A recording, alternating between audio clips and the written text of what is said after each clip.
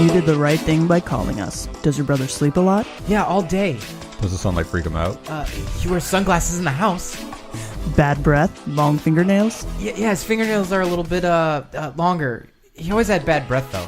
He's a vampire, all right. All right, here's what you do. Get yourself a good sharp steak and drive it right through his heart. I can't do that. He's my brother. Okay, we'll come and do it for you. No! You better get yourself a garlic cheat codes, buddy, or it's your funeral. It's November 8th, 2017. Welcome to episode 156 of the Cheat Codes Podcast. Thanks for tuning in. We're happy you're here. The next hour is us drinking a few beers and going over our favorite topics from the past week in video game, tech, and pop culture news. We're coming to you from the fictional Santa Carla Pier in notably sunny California, where powerful vampires who look like teenagers like to spend their eternal lives for some reason. Thankfully, we made some friends at this creepy comic book store who seem to know all about steak and vamps, so we should be okay, as long as our mom's old-fashioned new boyfriend doesn't turn out to be, he's a vampire too. Everyone's a vampire. How does anyone even get anything done in Santa Carla? Not Clara. Never heard of this place. My name is Alexandra Edgar Frog Lucas. I'm your unusually gravelly voice host. Thanks for that, Corey Feldman. And I'm joined today by Cheat Codes producer and editor, Mr. Joe Sam Emerson Arroyo. Hey, what's up? Hi. My brother's a vampire. Hey, you wear really loud shirts. Yeah. Apparently. And Cheat Codes core panelist, Mr. Nick Allen Frog Golesh. Hey, how's it going?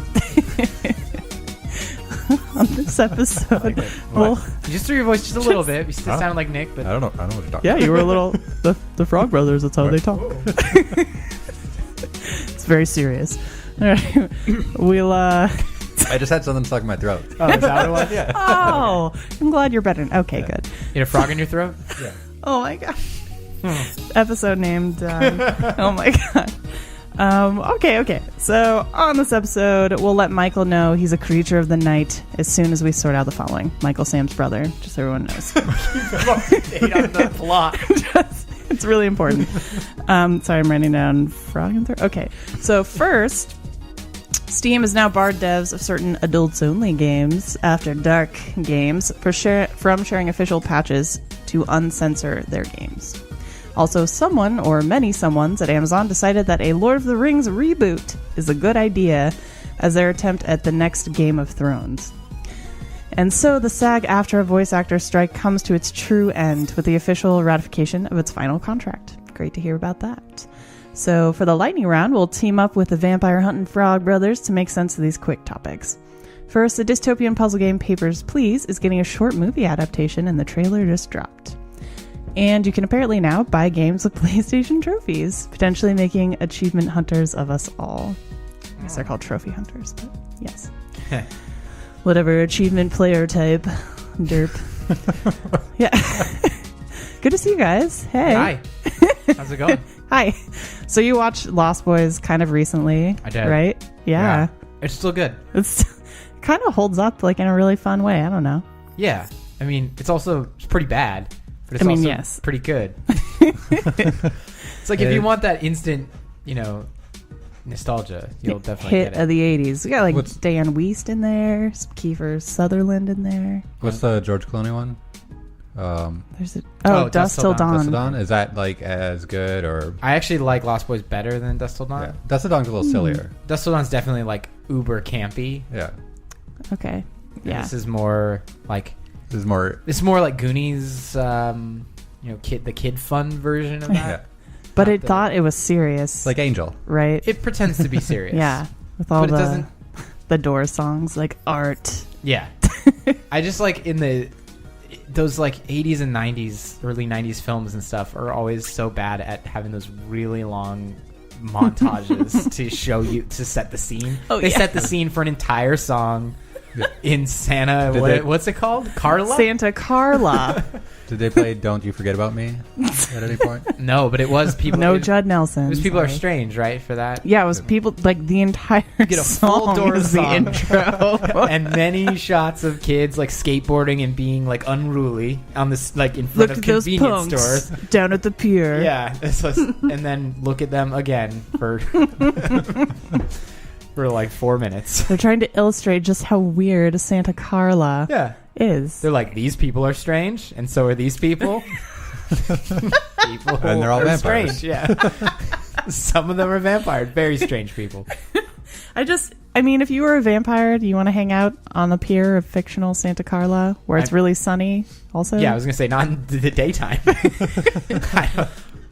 Like, that's what you're going to do with your eternal life? Like, cause a ruckus on the pier? I'm going to get on my like motorcycle and ride it on the sand on the beach. Oh, definitely. You need a 4-wheeler for that. Yeah, but apparently you don't if you're a vampire, according to this movie.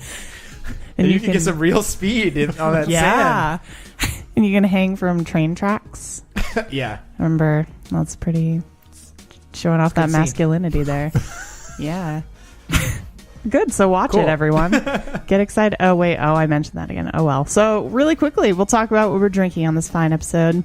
So whether you're, dangling from the bottom of train tracks to show off in front of the other vamps, or trying to forget that there exist 2 direct-to-video sequels to this movie. I think The Tribe and one other one. Anyway, you're going to want something cold to sip while you pretend you're Jim Morrison. Spoiler, Michael, you're not. This week, we're drinking the classic Lagunitas IPA. Treat. So, also, let's drink to the memory of Corey Haim. Rip. Yeah. Who's a star in this film. And then we'll go ahead and get started. I can reach. I gotcha. There we go. Nice final clink. All right. I'm drinking. Number 1. We've talked a bit about running issues with game censorship on Twitch. So see the penises turned into guns in the gay bathroom cruising simulator, The Tea Room. But Steam is hopping on the censorship train. Allegra Frank of Polygon reports that Steam is barring certain makers of adults-only games from sharing official patches to uncensor their games. For example, Galaxy Girls, a sexy queer spaceship visual novel, it sounds amazing, has a thread on a Steam discussion page that asks where the instructions to install the uncensored patch are located. And because of Steam's new rules, Darker Studios, which makes Galaxy Girls, can't provide that information. It was really sad and kind of weird. So adult game devs are now directing users to their official websites instead, but Steam is quietly also not allowing those helpful threads to be pinned to the top of the forums. So previously, Steam used to just age gate games, so users self-report their age and then content is blocked accordingly. And they also asked devs to cut particularly extreme adult content. So this restriction on patches to uncensored games is kind of a new extra step. Users, though, can still share links for sexy time patches. The Cut Content Police is a Steam-curated group that collects games with removed content and links to places to access that content. So, is it reasonable to shift the access to adult content to the users when they may direct consumers to unofficial and potentially kind of sketchy, harmful content that the devs can't really easily control? What do we think of this? Also, as a note, so like Lady Killer in a Bind has experienced some issues too, if y'all are familiar with that. It's like lesbian BDSM game. And Steam initially was like, oh, you don't have to censor anything. And then they changed their minds later. Oh. And the thought is because it's like between women. It's Wait, some discrimination murmurs. That they didn't have to censor it like while it was in development? Meaning they made certain development choices they wouldn't have made otherwise if... No, I think it was the initial deal. Like, yeah, we'll totally put it on. Yeah. I don't know. I feel like it was complete. I'm not 100%. Okay. Good question. Do y'all play any of these games much or? Not really. I've been interested in like trying them out once in a while, but I've never cared enough or something, I guess. I don't know. Like they seem like an interesting concept in a way, but it doesn't affect me too much that the content's going to be censored, I guess. Mm-hmm. But it does suck to be pushed off of a platform that is trusted and then having to go to other websites to try to find that content that has been offered by the developers. Like you said, you could end up on some backdoor site or something and end up downloading some malware on your computer or something, as opposed to like some patch that's been curated by Steam or by Valve. Like severing the healthiest tie possible. Steam just needs the black curtains room.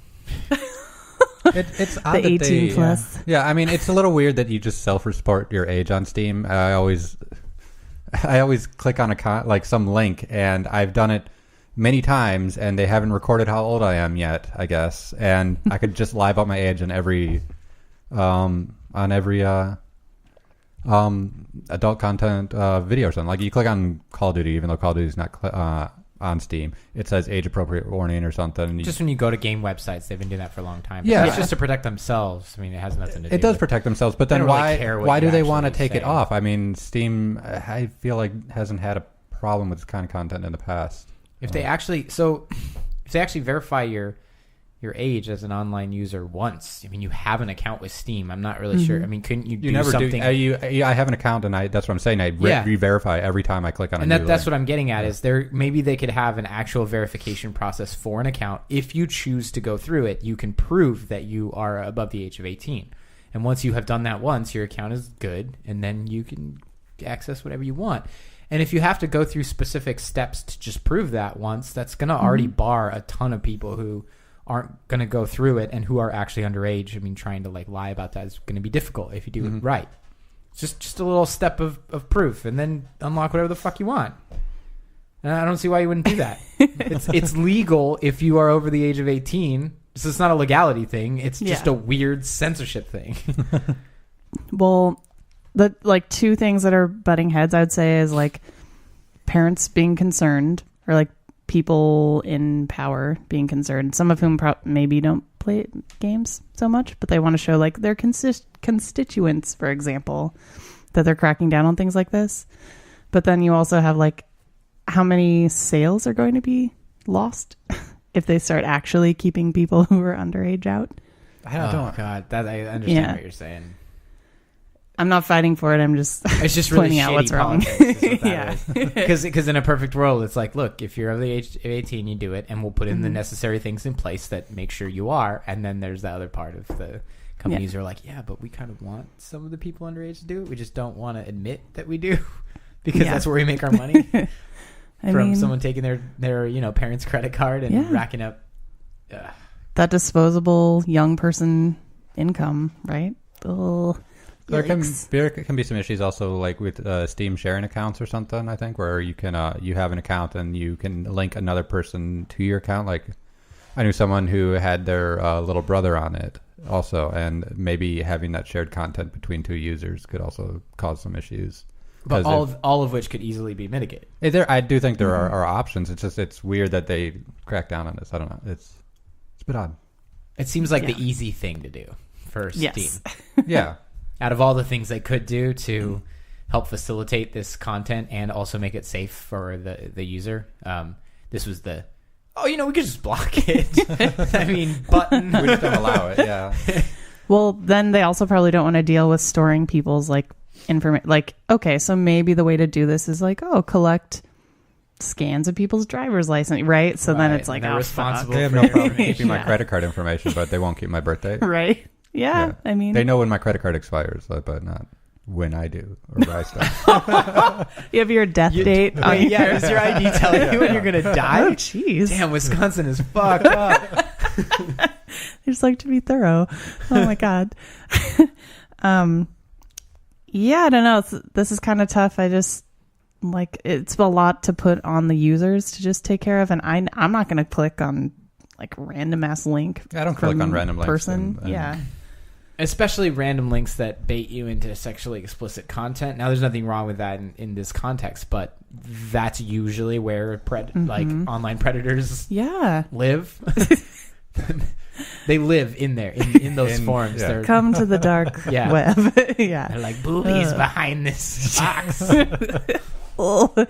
So, yeah, and especially if it's like underage people, they might, I mean, I feel like they're starting to get really savvy, but there's a lot of problems there. It sounds worse even when now the underage people can't buy it from a curated site, and they're going to fall victim more often to the malicious intent of other links and stuff. So I don't know. It's like great. It's like your parents letting you drink at home because then you're not doing it out in the wild. Steam is your parents in this analogy.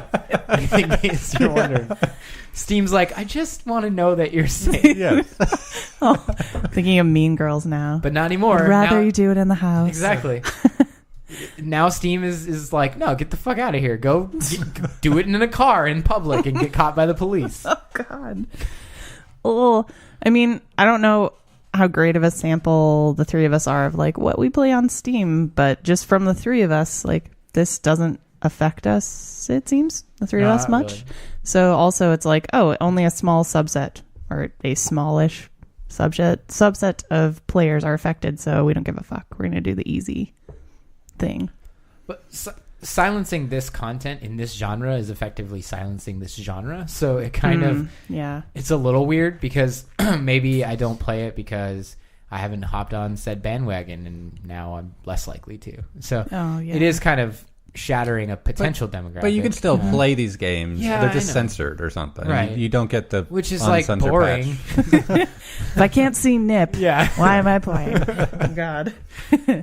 No, you're right. I mean, if I guess it depends. Like if really the difference is just like nip or no nip, and the content is still you're writing that down. And the content of the game is still entertaining either way. Like if the difference between whether or not the game is good has to do with whether or not I see a nipple, then it's probably not a great game, right?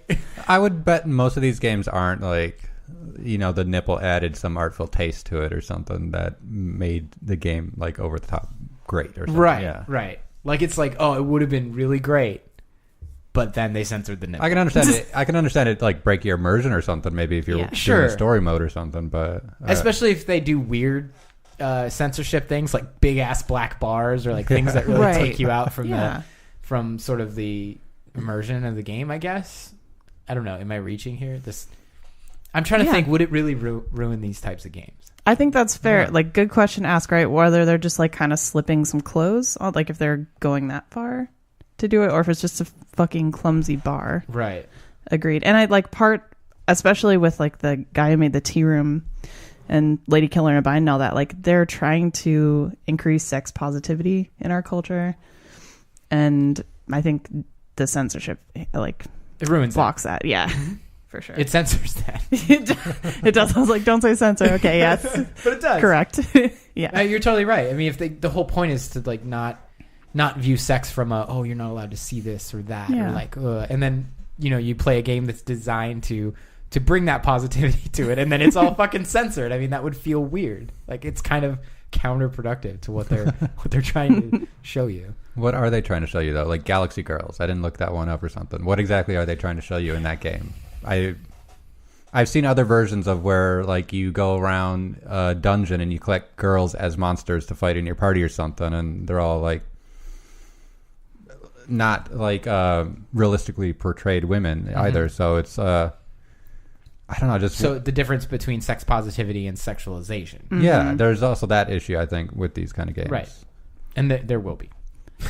Yeah, I think it's. From what I can tell, again, I'm not like deep in this community, sadly, but it seems like a mix of, hey, let's tell a story we'd tell anyway and just make the characters more inclusive or like actually show sex because that's just part of a normal person's or like a typical person's experience. And then a mix of, hey, let me tell you about this subculture actually and have that be the focus of the game. Mm-hmm. So, I don't know. Well, we're not experts enough on the subject. We got to go home and do some research, I guess. We'll get back to you. For research. Yeah, frantically. Oh, speaking of that, I have a feeling I'm going to need to get some virus protection software. Oh, God. Just download it at work because I'm sure we have it there. Yeah. Yeah, definitely play all of these games at work, endorsing that. What could go wrong? All right, well, we'll see what happens and what kind of the backlash is on this censorship because it's just a matter of time before some things go a little wrong. Number 2. Yeah, let's do it. All right, so who doesn't want to churn out the next Game of Thrones cash cow? Amazon thinks it may have the answer. A Lord of the Rings reboot, so a TV series. Yep, that's right. Even after Peter Jackson's successful trilogy and a couple of glorious animated films from the 70s-ish, Amazon thinks it can keep us on the edge of our seats with an LOTR TV series. It's so high pride that Amazon CEO Jeff Bezos is involved in the negotiations even. Wow, thanks for bothering, Jeff. So why now? Well, Brian Bishop of The Verge reports that the Tolkien estate is actually actively trying to sell the TV rights. They want this for $250 million. That's why they want this. Yeah, money. They even asked Netflix and HBO if they wanted a piece, but Said rights may not include all of the characters, which probably explains why HBO gave a hard pass. Plus, they could dine on Game of Thrones dollars for life, so they don't need it. Amazon is looking to catch up to the popularity of Netflix and Hulu's original content, and making a Lord of the Rings TV series could be a quick way into the hearts of millions, or, if not done right, a one-way ticket to failure. I mean, there's no sexposition, but at least the Lord of the Rings books are, finished. Nah. So, this made me cringe reading this article. I don't think it could possibly go right. Amazon already has the worst online viewing service, I feel like. Yeah. I mean, this Hulu could help. got pretty bad. Yeah. Notice they weren't on the list. Yeah, for being asked, yeah. But Handmaid's Tale let's be trying to... Yeah. The new Will that Hulu get interface there? is the worst thing to happen to Hulu, for sure. Yeah. But Amazon's been pretty bad in the past. They have a new anime strike thing that I don't know if it's been going well for them. So I think they're really trying to break out into their streaming service. They've been having a few good shows on there, I think, but Yeah. it's all, I never check there first. Like Amazon is the last place I check to watch something. So would I go there to watch Lord of the Rings? I don't know. Like the movies were pretty good already. And the way they said, like, they'll sell the rights to some of the characters, but not all of them or something? Like, what does that mean? Maybe that's the only shining light I see, actually, in a way, because I'd really... Like, if you do a television series and it's actually...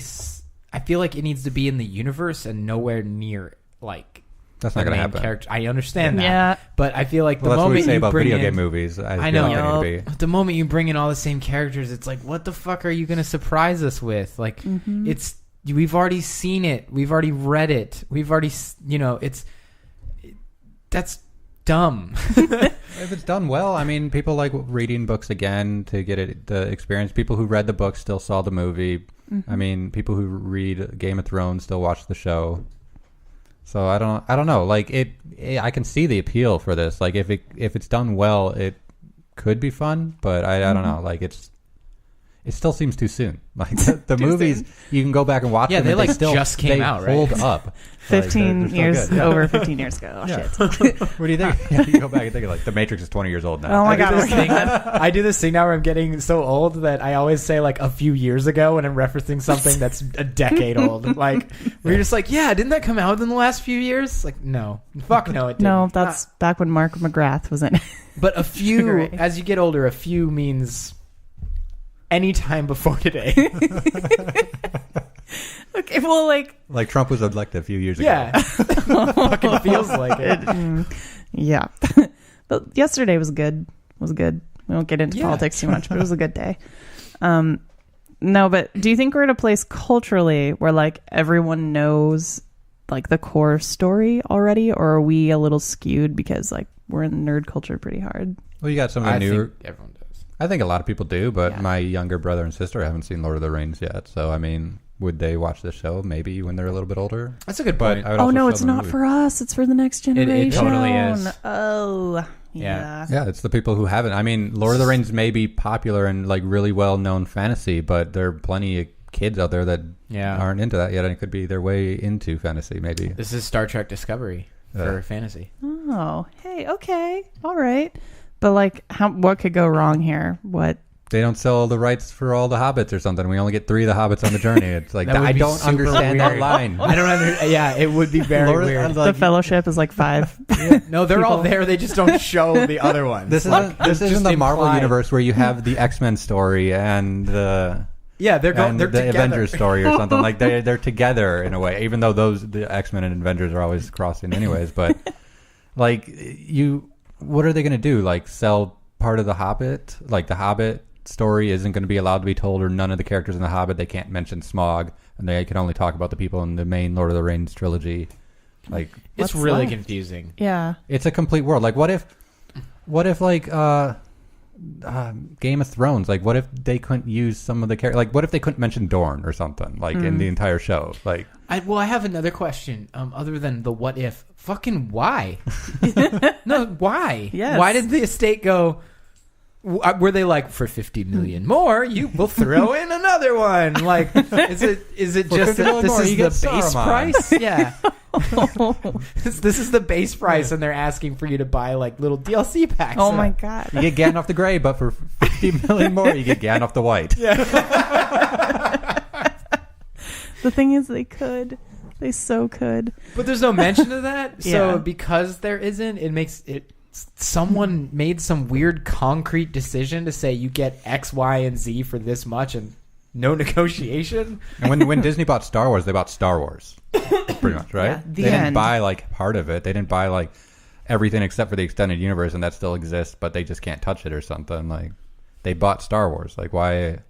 That's a little different. They bought the IP as opposed to, it sounds like they're leasing this one out or renting it out. It would be cool if they explored things that weren't talked about, and that, like, we just lost Tom Bombadil in the movies, right? Mm-hmm. Or like what happened to all the female Ents, Yeah, like things like that. Like Connor side wanted to do stories. the Silmarillion instead. They wanted to tell yeah. like that being interesting. Nobody knows And that's that what story. I'm getting at. Like, Yeah. that's where I think it would shine, is if they played off the main. Yeah, keep the universe, main but story. don't really touch that core story. We certainly couldn't if you don't get all the characters. Yeah, I know. Yeah, exactly. Yeah, but we'll see how it goes if someone actually wants to touch it. It's just going to require a very delicate hand, I think, particularly because the movies, I mean, the attention to detail paid there is like remarkable. I don't think you can match it unless you're willing to spend a lot of money. Yeah. I think they are. I mean, they if have they're plenty going of money to do the it. Game of Thrones route, I mean, Oh, yeah. the effort put into Game of Thrones is absolutely fucking unbelievable. Yeah.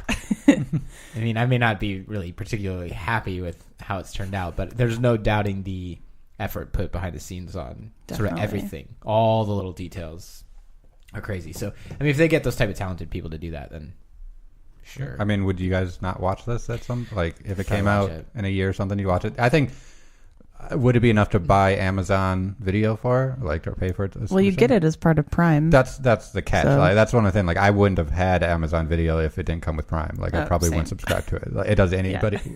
Because we all know Yeah. that what they're doing now is continually churning until they figure out that breakout success that makes the video service stand alone, and then they will make it stand alone. And you will not get it with Prime once something exists that everybody this flocks could to be it that. for. Like, Yeah. when this comes out, we're going to lose our Amazon Yep. Video. Yep. Amazon Strike or Anime Strike, which is their service that they released, is a separate streaming service that you have to pay for in addition to Amazon Video, and it's just an addition to their library of watching stuff on Amazon Video. So why wouldn't they do that with other content? I guess. They Well, will. I mean, it's smart because a lot of us know it, right? So you've got like that built-in audience already. Yeah, I think that's what they're banking on. Yeah. I'm just scared it's going to be a money pit for them. Like, keep throwing money at it and not get. Get what they want. Yeah, I don't. But they have enough money to get what they want, I think. That's how money works.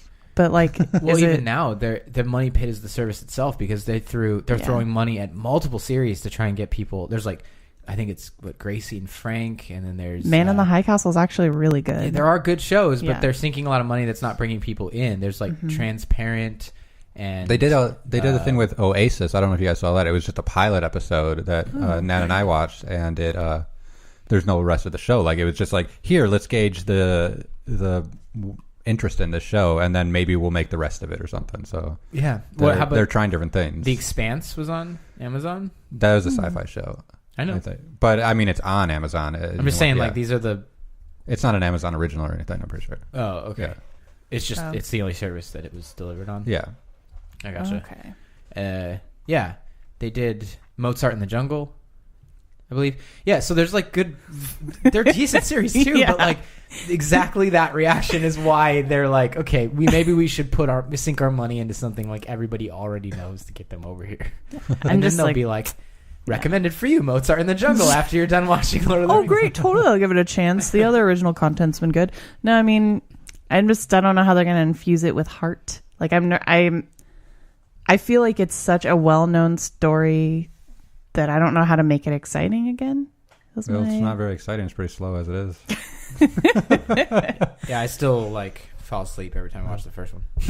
Womp, wow. My friend, Exactly. Like, that's where we're starting. Yay, Yikes. Lord of the Rings! The best part of those movies is when Aragorn's like, "You bow to no one," or like it's in the 30 minutes of the rest of the movie after it ended when they go back to Gondor, and the hobbits like kneel before him and it's like, "You guys don't bow to anybody because you guys basically saved the world or something." So yeah, and he takes his crown off. Is that right? I don't know if he takes his crown off, but he bows before the hobbits, and they're like, okay. "That's cool."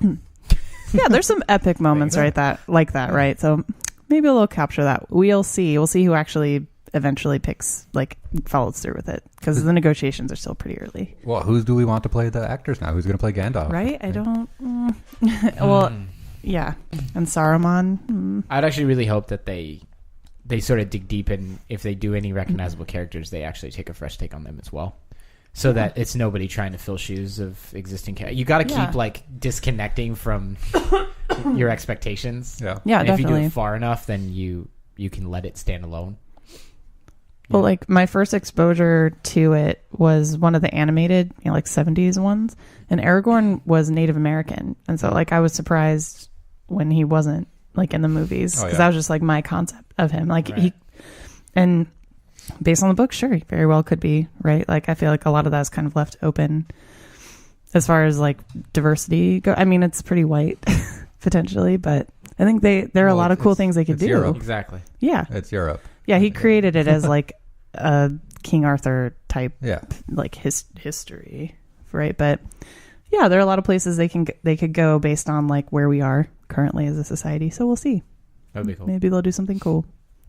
Fingers crossed. Number 3. All right. And so ends finally the longest actor strike in U.S. history. It was 340 days. Jeez. Gosh. We covered this story back when it was announced that a tentative agreement had been reached, but SAG-AFTRA members recently voted 90% to 10% to ratify. So David Robb of Deadline reports that the final deal includes significant improvements to transparency. This will help actors negotiate better.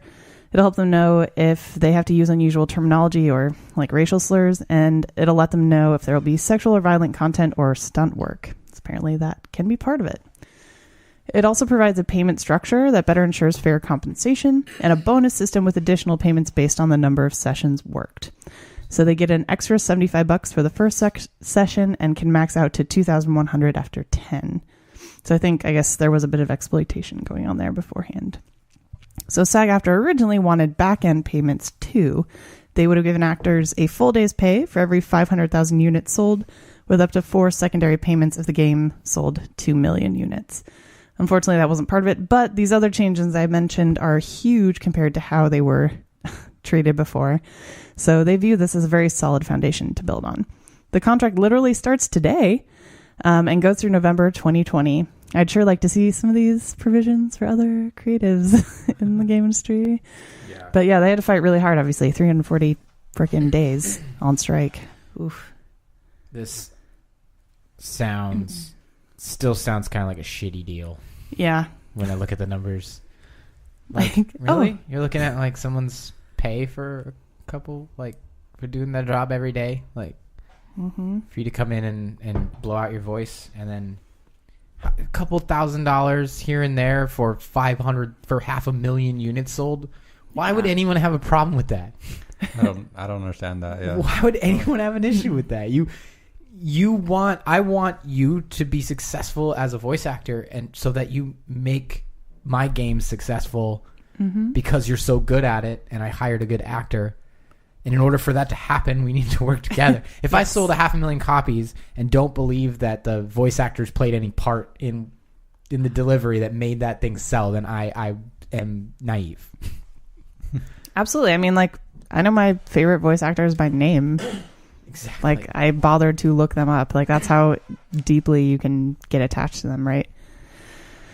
I'm guessing, so, like, a couple of us in here are musicians, whatever, but, like, I'm guessing what happened before was they hire you, flat rate, and then just keep you in the fucking booth forever, as long as they need you. Yeah. And also, you get screwed if you're really good and you don't need a ton of time, because it was also by the hour was like an improvement they had. Mm-hmm. That's the new version?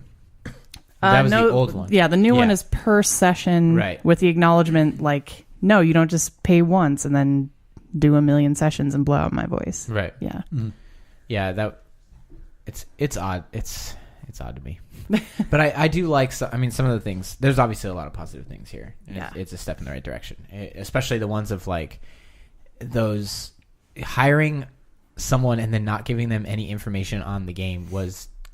When I heard that the first time, I was so taken back by that. It made no sense to me. Like, we're talking about something where we're more like the cinema industry than ever, and actors know what film they're starring in. Are you fucking kidding me? They know, like, they show up as they got to get into character. They're people who are method actors who actually spend months not spilling the beans about a movie while they study their character intently. And the fact that we weren't giving that opportunity to voice actors is because what? We were scared they were going to leak it?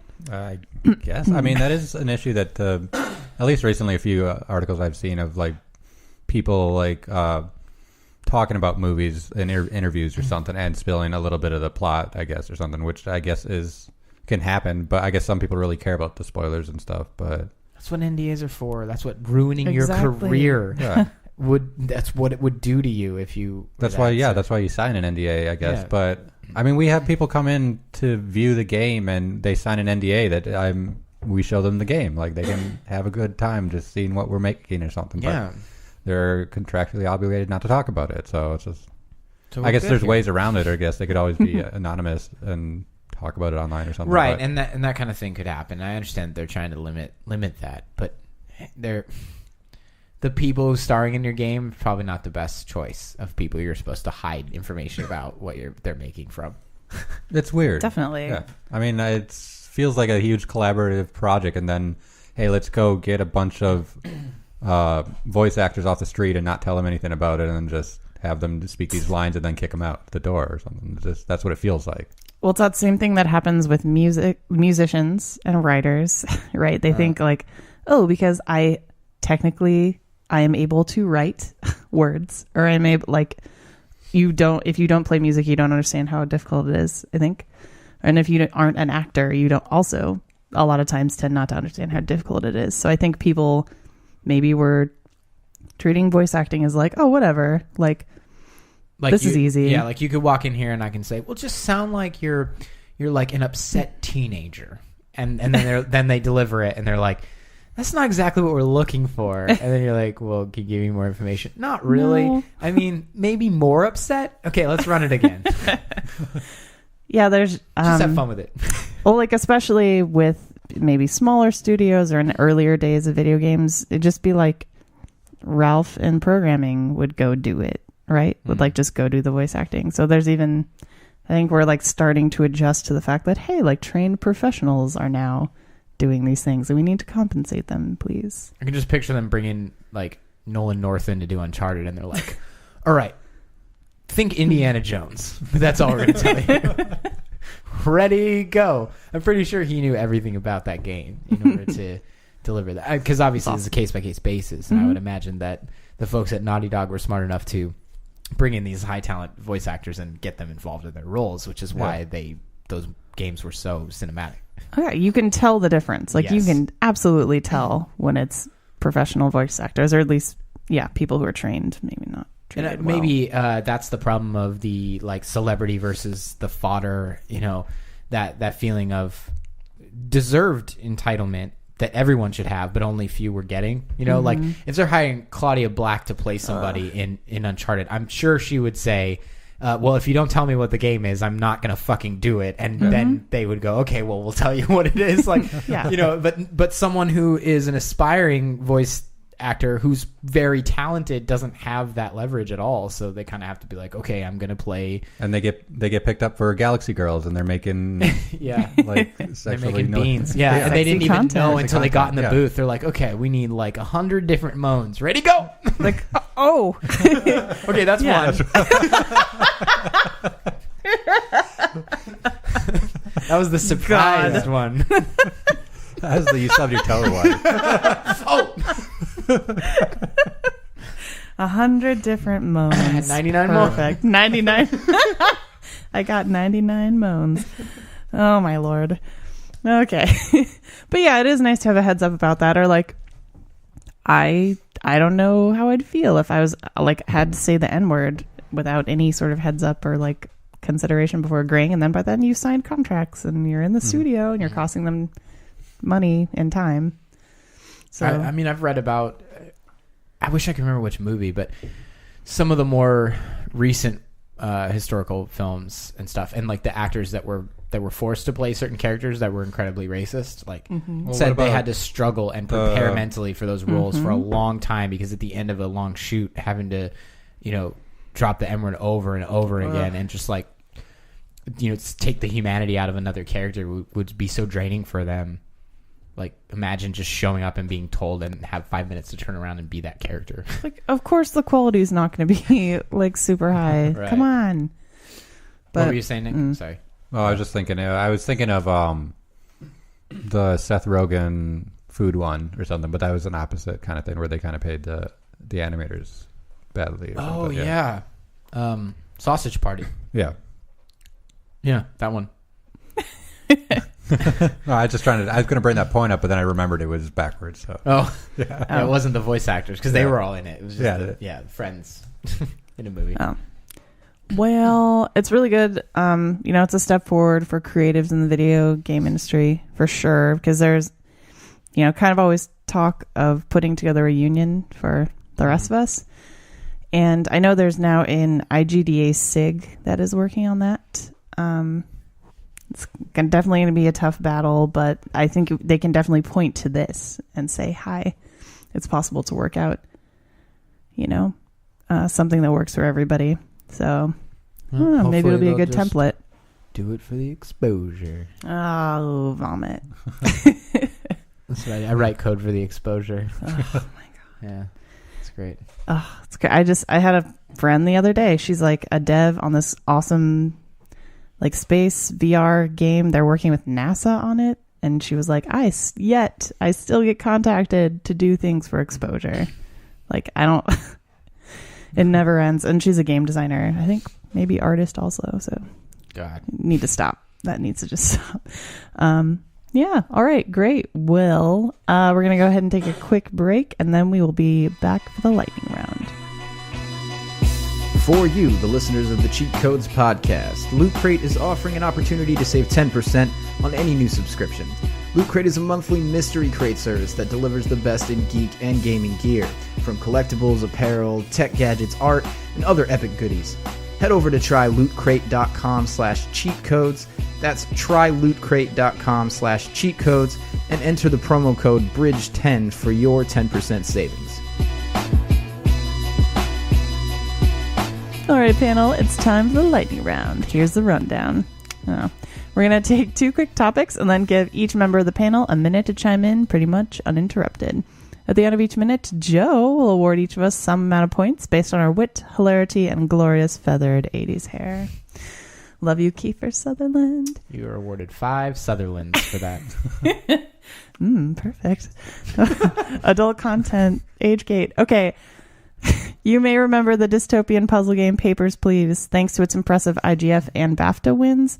Or maybe you experienced the tragedy firsthand when you played as the bureaucrat who struggles with the no-win challenges of processing immigrants at a border crossing. ONS Good of Polygon reports that Papers, Please will soon, that's so many P's happening, will soon become a short film made by Nikita and Lilia Ordinsky, yes, and set in a fictitious Ordinsky, and set in a fictitious totalitarian Eastern Bloc country. So based on the trailer that just dropped, the film appears to be in Russian. Sorry, ignorant American. And given America's current state and tenuous relationship with Russia, the timing seems pretty intentional and powerful. So we've talked about what can go and has gone wrong with turning mainstream AAA video games into full-length movies. But what about taking the short film route with indie games? So will this format and subject matter work? Which indie games do you think could make the cut, and what sorts of stories should we be telling in America right now? And, they made a movie about emojis, so technically anything can get movified at this point. Movified. Movification. Who wants? I'll go, I guess. Okay, do it. Cool. I love this idea because it's fresh, and that's just foreign. They went foreign film, short film, and they're basically like, let's just full departure so that we can just brush off that it can't be anything like video game movies you're used to seeing. I don't know if the platform is the best, like the game's so static, but maybe that'll make it easier to do a film around, especially like a short one. And I've always loved films like Run Lola Run and Amelie and like all those. Those were some of my favorite, The Educators, and this sort of has that spirit from what I read about it. So I'm actually, all jokes aside, like super excited to see what they do with this. And the best part is, if it does suck, it's short. Yeah, no big deal. You didn't lose 2 hours of your life. Perfect. Oh, great. Yeah, for that, I will award you one, like, the creme brulee that Amelie gets to smash is like one of her little joys. Perfect. Yeah, there you go. Nice. Delicious, sugar-free. No. One of the characters likes to pick chicken right off the bone and eat it with their fingers. Oh, yeah. Okay, you can have one of those. And one of your like amazing salt and vinegar ones that you make or whatever. Yum, yum. Yeah. Anyone else nice hungry? Job. Yeah, I think, yeah. All right, I'll go ahead and go. Cool.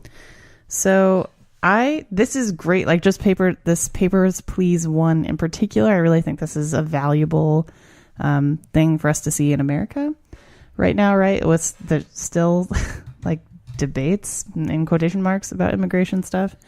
I also think this is another great thing to help legitimize games a little more. People can really see like they're powerful and there's a lot of storytelling going on there. And also short film means there's a lower chance of meandering or like just going completely off the rails to fill time, which I feel like happens with a lot of video game movies. And so a couple I'd like to see. So this War of Mine would be great for really the same reasons as similar reasons to Papers, Please. Stardew Valley could be like super cute. That'd be cool. And then there's one, I think it's called To the Moon.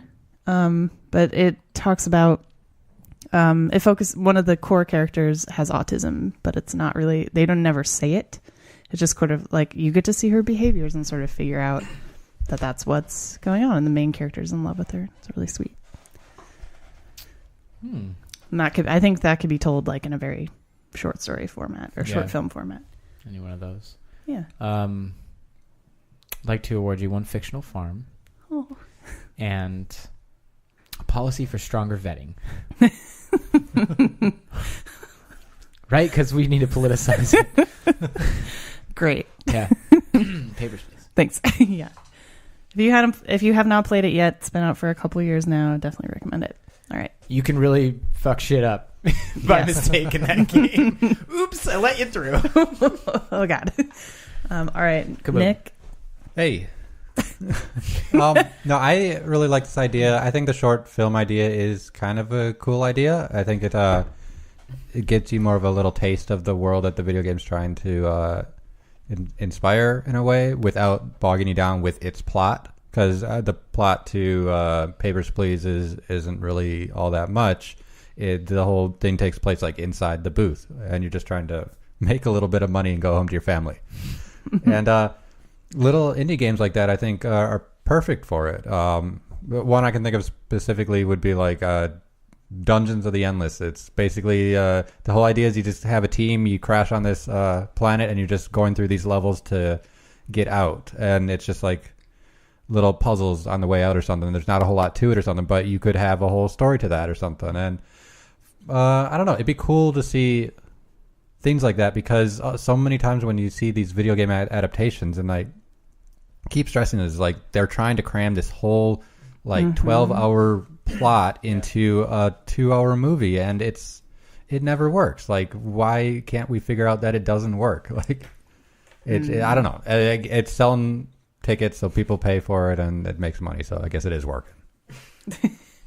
I'd like to award you one Animus, but when you get inside of it, you actually have to physically move around, like, 'cause that's how the movie did it. No. You don't remember that? No. Assassin's Creed. I didn't watch the movie. In the games, you're just laying down a thing. It's like VR, you know? Yeah, I understand. In the movies, but, you're like in a weird mech suit thing in a giant fucking room. That makes more sense. Let's expand it and convolute it some more so we have less time to tell the plot of the story or something. So, Just cute little tail. Cute little Cute little tail things like Overwatch. It. They got little shorts or something the entire time, and the entire game is people shooting each other. No story at all, and they have a whole bunch of story they built just with these 10-minute shorts or something. And, or like the TF2 intros. Yeah. Like I can't play the game because it makes me sick, like physically sick, but I like those little intros a lot. I just want to say, when you said all these characters have these shorts, I just pictured a bunch of characters wearing shorts. Little shorts. And I was like, these little shorts. Some little shorts. And I started thinking about the characters. I'm like, do all the characters in Overwatch wear shorts? And I just never noticed until now. No, that's definitely not it. Boy, I lost that. Well, on anyway, beach that's day. what my mind was doing. Some of them wear shorts, I think. Yeah, some of them do, yes, which is why I started with some characters that did. And I'm like, do all of them? Like the Sexy Time McCree one. The barbecue McCree? Yeah.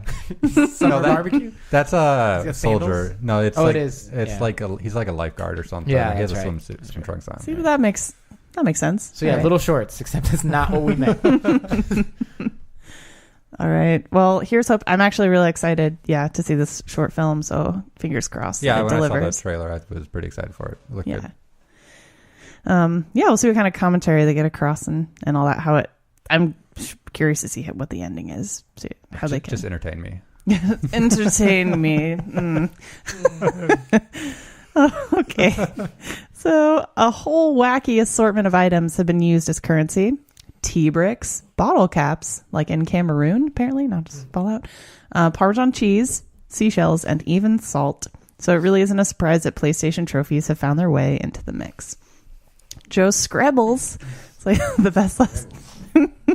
That's like from Rick and Morty or something. But Joe Scrabbles of IGN reports that the Sony reward system now allows players to register their achievements in return for points. So it's 100 silver trophies is 100 points. 25 gold trophies is 250 points, and 10 platinum trophies is 1,000 points. But don't get too excited. The conversion rate is 1,000 points to $10 US. And platinum trophies are not easy to come by, even for so-called trophy hunters. For now, this trophy points system is only available in the US, although they're handing out real trophies to folks in Australia. Lucky. Given how long it would take to earn 6,000 points for one AAA game, do you think this will actually motivate people to play in a way that PlayStation-only titles don't already? Also, would you rather have a real trophy? Or also alternative currency you'd like to see? Let's hear it. I'll go against it. Nick, kick us off. Whatever that question was, I remember when I first got my Xbox 360 and I was getting achievement points, and they looked like little coins or something. I was like, oh, this is cool. Can I spend this on the Xbox Arcade? And I couldn't, and I was like, this is stupid, and I don't even care about it anymore. And it's cool to actually see this happen. I am curious about how they're going to vet these trophies in games, because as a developer, do I have to submit what trophies I'm going to be putting into it, and then write up how hard it is going to be to get those things? Because what if we give a trophy for every kill, and then every 10 kills or something, and they can just turn that in, and they could use my game to farm trophies to buy other games. Like, this seems like it could get really complicated real fast, and it doesn't sound like it's going to work now that I explained it. So, so Sony, let's just work on allowing that cross-platform play, and we'll be cool. That's all. Man. I would like to award you the new Sony certification process. Yeah. It takes 3 fucking years to get your trophies approved. Do you see it? No developer's going to fucking do that. But you're going to have them. Because we're not going to have trophies in our game then. Like, well, I'm going to take my minute then. Let's do this. All right, go. Yes, what Nick said. The thing that scares me the most is that they won't even allow an option where you say, well, my game doesn't have trophies, because they're going to be like, well, players expect it so they can get currency. So now it's a part of the requirement for the game. We must have X number of these and X number of these and one of these, and they have to be this difficult, and you have to be able to prove it, and holy fucking shit, none of this is going to work at all, because the moment you can translate that into actual money, then it has to be consistent and fair. Otherwise, people are going to complain, and it's not going to go well for you. And to build a fair platform of trophies that translate to currency is a fucking nightmare. There's no way. Maybe because the value is so small, maybe its only saving grace. Like, it took... Think about how long it takes to platinum on a game. Oh, my God. Like, now I got to do it 10 times or 11 times or something for $10. I'm good. I don't care. Negative. No. Well, like, is there a significant subset of people who are doing that normally? Some people do. I have platinumed on a handful of games. Okay. So, I mean, it happens. But in my entire life as a gamer, I have not platinumed on enough to trade in for $10. And probably no retroactive points awarded either, huh? Yeah. Maybe, but This makes me... there's a reason this was a contender for Maine. There's a lot of stuff to talk about here, but I will award you the Venezuelan guide for which games to farm so you can feed your fucking family. Oh, man. If there's a way to do that, I know on console it's harder, but I hope they'll jump on that too, if they can. It's probably Godspeed. $10 you can only spend in the Sony store, though. But maybe they'd rig something where you can only buy for Sony other people or exclusives? something. I don't know. I bet they'll find a way if there's a way. So Yeah. Great. Okay. So we all collect weird stuff. Like in American Dad, they drive around the country for like pieces of a DeLorean. So I'm not super excited about these points, but what I'd like points for, I'm into like fancy journals and feminist t-shirts. So if they had can you spend stuff on like a store, like on merch? That would be cool. Like if there's like feminist Dragon Age shirts, like I would farm hard for that kind of stuff. But as far as like, would this make me get a PlayStation? Probably not. Like I haven't bought it for Uncharted, which is a solid reason for me to buy it, just like as a game writer person. But no, this isn't really going to hook me. I don't know if there's ever really much debate about that, but if that is one of their goals, I don't know that it's going to work. Yeah. That's good, man. Thanks. I would like to award you one indie game movie adaptation of Stardew Valley called Farm Hard. Is it going to be gritty? Is it going to be all in sepia? Yeah, it's definitely. It's Frank Miller, Sin City. Of course. Oh, that's exactly what I was thinking. Farm Perfect. Hard. I'm Batman. Jesus.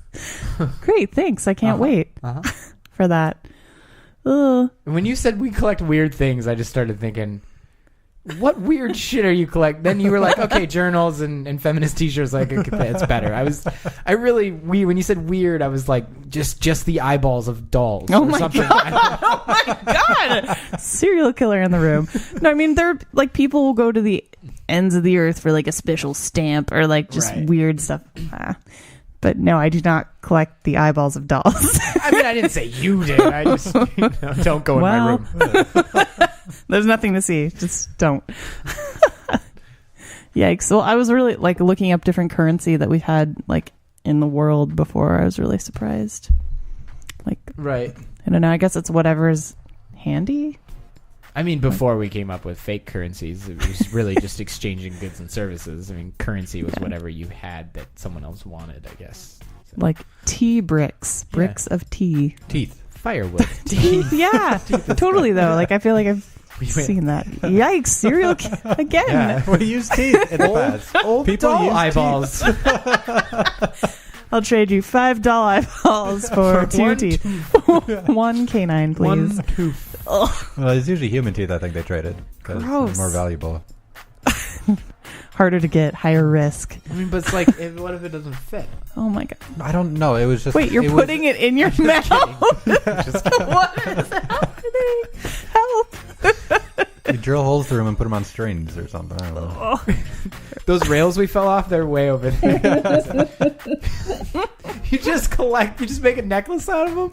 No, I'm talking about the real cultures collected teeth and used them as currency. I'm not joking about that. Yeah, okay, yeah. They were, like, we used to put them on I just thought like when puka shells were cool, you know, like cool teeth necklace, bro.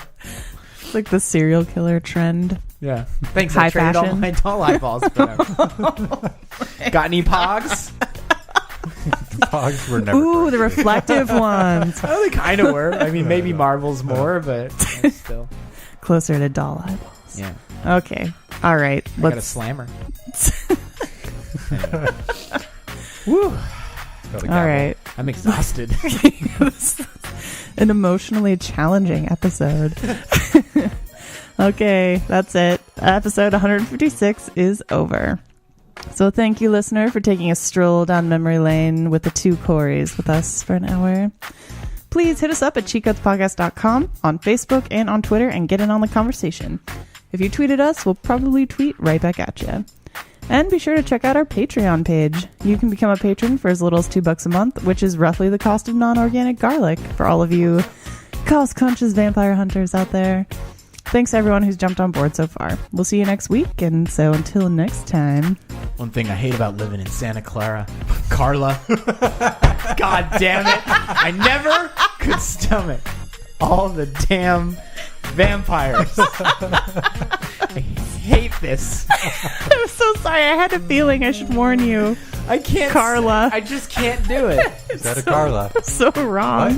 What is this place I've never heard of? Sunny Santa Carla, where people are strange. And the movie will remind you for 2 minutes.